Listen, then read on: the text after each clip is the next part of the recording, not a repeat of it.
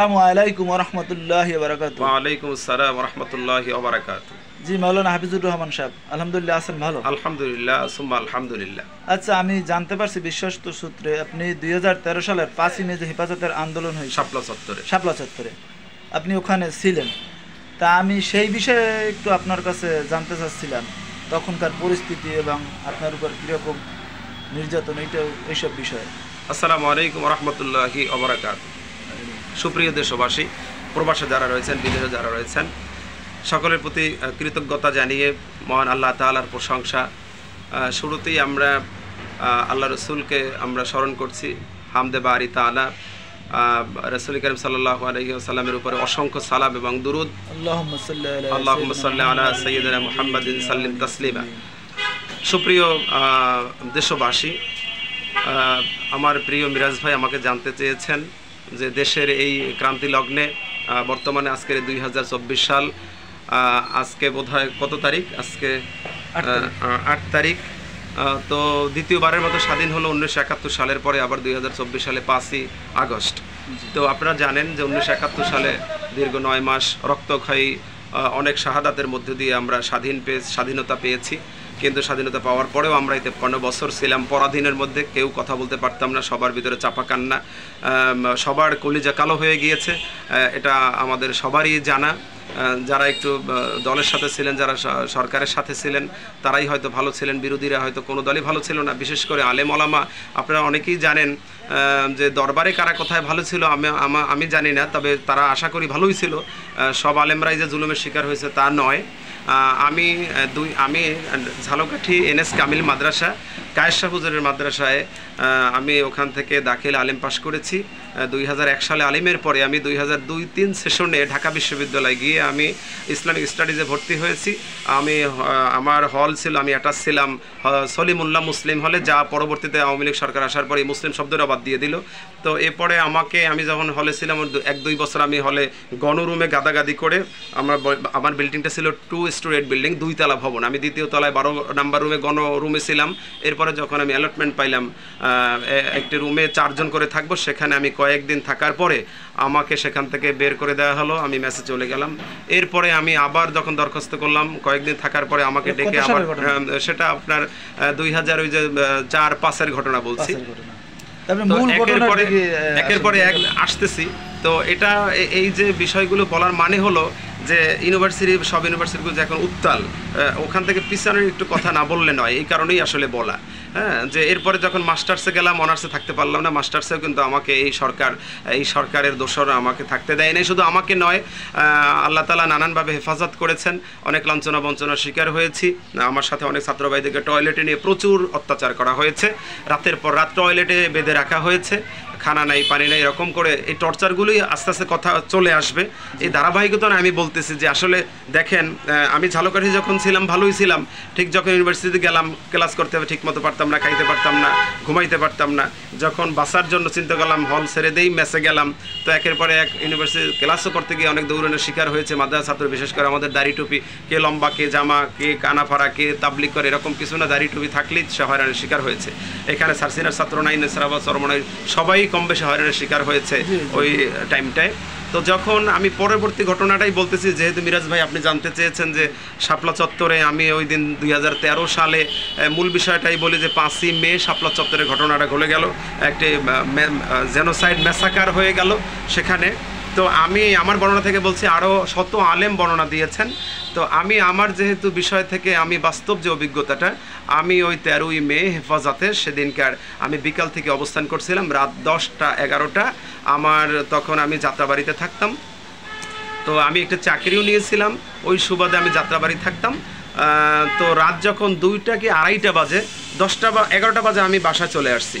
তো আমার বাসাটা অনেকেরই চেনা জানা ছিল, আমাদের ছাত্র ভাইরা ছিল। আমি একটা private school and college, Jatrabari metropolitan laboratory school and college, এরপর আরেকটি প্রাইভেট কলেজে থাকার পরে ওখানে যখন জয়েন করার কিছুদিনের মধ্যেই আমাকে ওরা অ্যারেস্ট করে নিয়ে গেল। 2013 সালের 5ই মে আপনার বিকাল থেকে যখন আমি শাপলা চত্বরে ছিলাম, শুধু আমি নয়, লক্ষ লক্ষ, কমসে কম 10 লক্ষ মানুষ, এটা অ্যাপ্রক্স হবে আনুমানিক, আচ্ছা, ওই দিনের যে ঘটনাটা অনেকে আপনারা অনেক সংবাদ মাধ্যম বা অনেক নিউজ পেপারে দেশে যে আনুমানিক যে লোক মারা গেছে, মানে আসল ঘটনাটা পাওয়া যায় না। তা আপনি আমি বলছি একটু আনুমানিক কত লোক ওই দিন হত্যা করা হয়েছে? আমি একটু সিরিয়ালি বলছি বিষয়টা। তো যেহেতু আমি আসলাম, পুরো ঘটনাটা আমার মুখ থেকে আমি যতটুকু আমি দেখেছি আমি একটু ফুটিয়ে তোলার চেষ্টা করছি যে এভাবেই ছিল। তো আমি যখন রাত 10টা কি 11টা আসলাম, তখন আসার পরে আমি দেখলাম যে আমি টায়ার্ড ছিলাম সারাদিন দৌড়াদৌড়িতে। পরে আমি একটু রেস্টে যাওয়ার পরে রাত 2টা কি 2:30 এরকম, আমি তো খেয়াল করি না কত রাত বাজে, আমার গেটে খুব নক করতেছে। তো একটা পর্যায়ে অনেকবার নক করার পরে আমি হঠাৎ ঘুম ভাঙার ভয় পাইলাম। তো বললাম কে আমাকে এত রাতে ডিস্টার্ব করতেছে। তখন কিছু ছেলে আমাকে কান্নাজড়িত কণ্ঠে সে বলতে চাইলো যে হুজুর তাড়াতাড়ি গেট খোলেন স্যার, তো মতিঝিল তো ম্যাসাকার হয়ে যাচ্ছে। হ্যাঁ, যে সেখানে তো হাজার হাজার আলেম ওলামা যারা ছাত্ররা বা বাহির থেকে যারা আসছে তাদের তো ম্যাসাকার হয়ে যাচ্ছে, খুব খারাপ অবস্থা। আপনি একটু নিচে নামলে বা রাস্তায় নামলেই দেখতে পাবেন।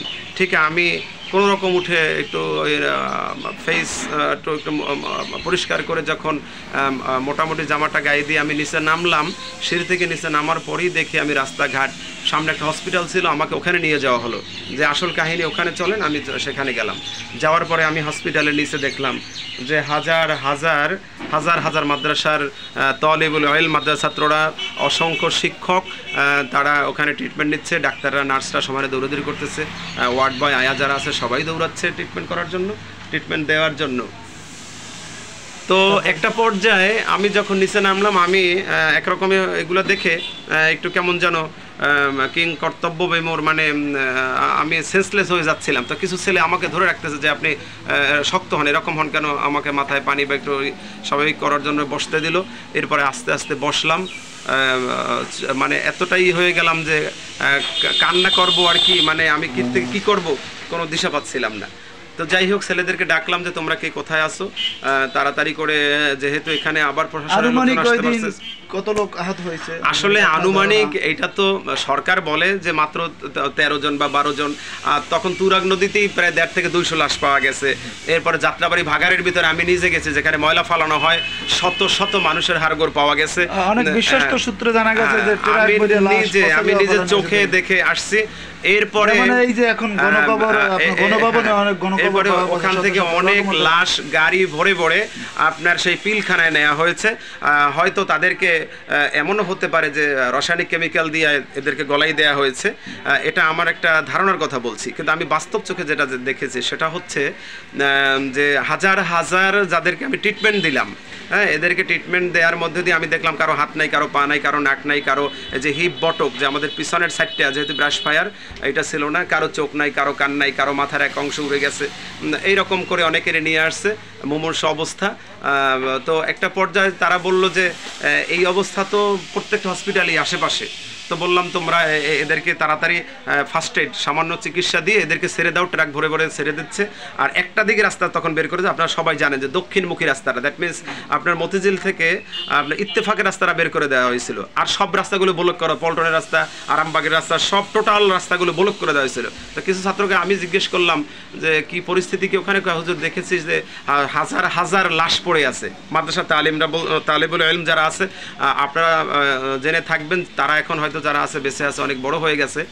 এই যে মাদানীনগর মাদ্রাসা, বিশেষ করে সাইনবোর্ড আপনার এই যে হ্যাঁ যাত্রাবাড়ি সাইনবোর্ড, ওই যে আপনার কাশপুর আগে আপনার চিটাগাং রোডের আগে বিশাল মাদ্রাসা, ওখানে ছাত্রদের সাথে কথা হয়েছে। যাত্রাবাড়ি মাহমুদুল হাসান সাহেব ওনার মাদ্রাসার ছাত্রদের সাথে আমার কথা হয়েছে।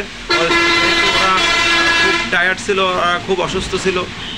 তা আমি জিজ্ঞেস করলাম যে কেমন হবে, বলছে যে হাজার হাজার শত প্রথম বলছে শত, এরপর ওদের মুখ থেকে তারা বলছে হাজার হাজার মানুষের লাশ, খণ্ড বিখণ্ড লাশ, প্রচুর অত্যাচার করা হয়েছে। আমি অসুস্থ হয়ে গেছি, দুর্ভাগ্যবশত আমি মতিঝিল আর যাইতে পারি নাই। আমি দর্শকদের উদ্দেশ্যে কথা বলি, আমরা মাওলানা হাফিজুর রহমানের কাছ থেকে তার স্বচক্ষে দেখা সেই হেফাজত ইসলামের শাপলা চত্বরের ঘটনাটা জানতেছি।